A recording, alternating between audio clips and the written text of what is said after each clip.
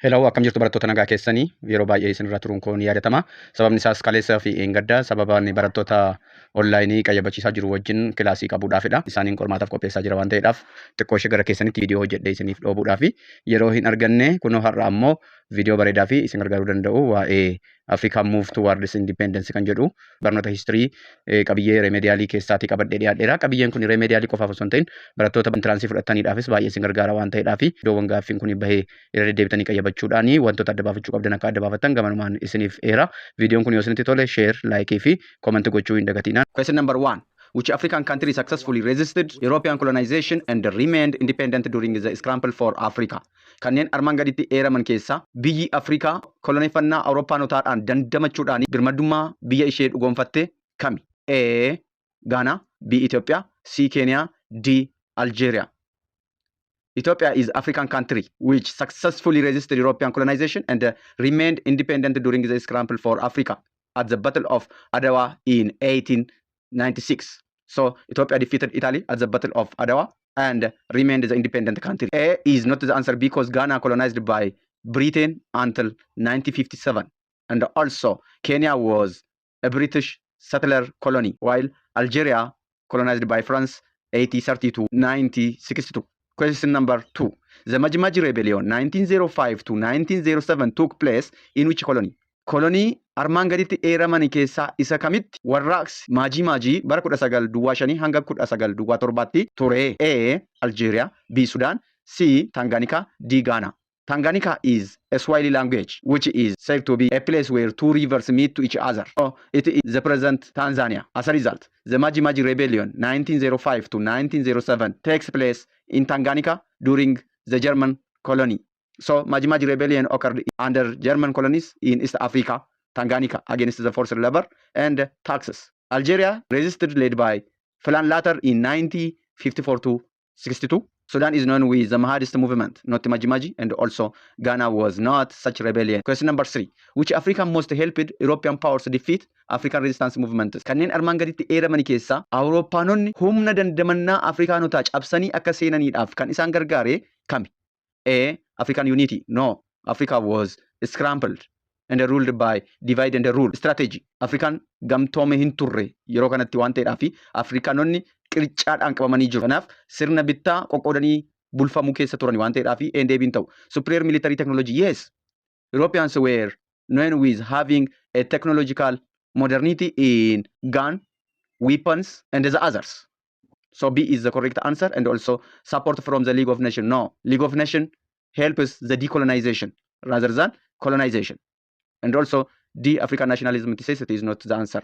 So Europeans had machine guns, modern rifles, artilleries, and used divide and rule tactics. Question number 4. Which resistance movement established an independent state before being defeated? Hanga mo'amanitti dursanii biyya of dandeesse keessa kan qubatanii kanneen armaan gadii keessaa kami? A. Maji-Maji, B. Ashanti, C. Mahadist movement, D. Yurabi revolt. Sochii Mahadistootaa warraaqsa dura Sudan qubachuun isaanii the resistance movement established an independent state before the being defeated ta'a jechuudha. So C is the correct answer. The Mahadist captured Khartoum 1885 and ruled Sudan until defeated in 1899. Bara 1885 qabsoo dursanii qabsoo gita bittaa ofirraa fonqolchuu sabni Sudan gaggeessuun dursanii iddoo qabatanii jechuudha Mahadistoonni. Kanaaf Sudaaniin bara 1885 hanga 1895tti bulchaniiru. So they becomes defeated in what? In 1898. Maji-Maji Rebellion, no. Ashanti defeated in 1902, and also Yurabi revolt was crushed by the Britain in 1882. Question number 5. Which factor mainly accelerated African decolonization after World War II? Kanneen armaan gaditti eeramani keessa Afrikaanonni birmadduu akka argataniidha. Decolonization isaanii kan saffisiisee fi kami? A. Increased European strength. B. Formation of the United Nations. C. Discovery of minerals. D. African population grows. No. The formation of the United Nations mainly accelerated African decolonization after the World Second War. So, United Nations promoted self-determination and also supervised trust territories. Biyyoonni kolonii jalaa ba'anii akka of danda'aniidhaaf fedhii qabaachaa ture United Nations kanaafu biyyoonni gita bittaadhaan akka hin qabamneedhaaf tumsaa ture jechuudha. Question number 6. Why was decolonization more violent in Algeria than in Ghana? Kanneen armaan gaditti eeramani keessaa sababni Algeria keessatti birmadummaa argachuu hammaataa taasise Gaanaa caalaa kami? A. Algeria lacked nationalism. B. France encouraged independence. C. Large settler population resisted independence. D. United Nations opposed Algerian independence. The factor why decolonization was more violent in Algeria was that large settler population resisted independence. Settler colony tu ture waan ta'eedhaaf Algeria keessa settler colony jechuun dura qubatanii lafa baranii nama baranii biyya baranii kan turan qubattoota Firaansiitu achi keessa ture waan ta'eedhaaf Aljeeriyaan yeroo gita bittaa Firaans ofirraa fonqolchuudhaaf kaatutti waraana Aljeeriyaa caalu lammiilee Firaans Aljeeriyaa keessa jiranii irraa ka'e jechuudha. Kun immoo Aljeeriyaan birmadummaa ishee akka hin arganneedhaaf dhiibbaa ishirratti uumeera. So the answer is C. French settlers in Algeria strongly opposed independence and also violently war and leads to violent war in 1954 to 1962 for 8 years. Waggaa 8 fi qabsoo waraana guddaa keessa turan jechuudha. Question number 7. Which method of liberation was most effective in settler colonies? Kanneen armaan gaditti eeramani keessa koloneeffattoota qubattoota irratti warraaqsi bu'aa qabeessa ta'e isa kami? A. Trade unions. B. Indigenous press. C. Armed struggle. D. Religious movement. Armed struggle was the method of liberation which was most effective in settler colonies. Settler colonies, example, like that of Algeria, Zimbabwe, Namibia, required guerrilla warfare. So C is the correct answer. Question number 8. The 5th Pan-African Congress of 1945 is important because barbaachisummaan Pan-African Congress shanaffaa bara 1945tti adeemsifame kami? A. Ended colonialism immediately. B. Focused on diaspora rights only. C. Shifted Pan-Africanism towards liberation struggles.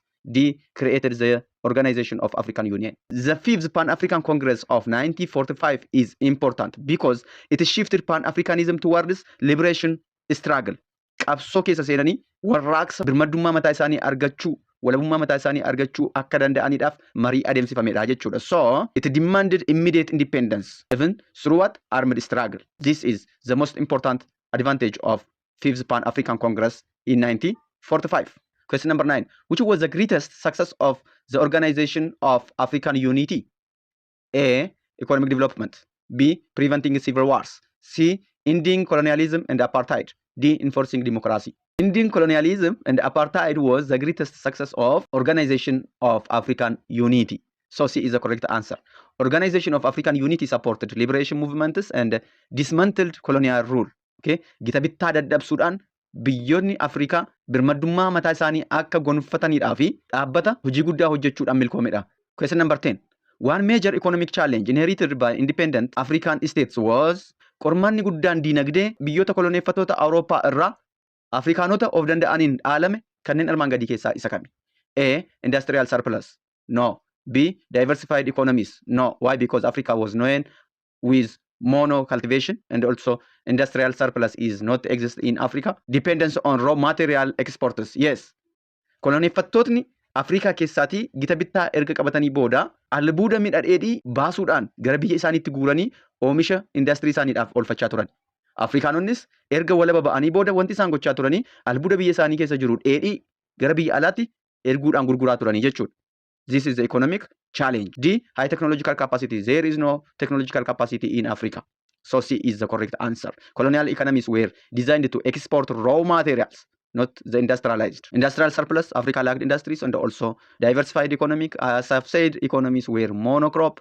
High technology says there was several skills and capital shortage. These are all about today's videos. Don't forget to subscribe, share, like, and comment. Goodbye, students. Kota.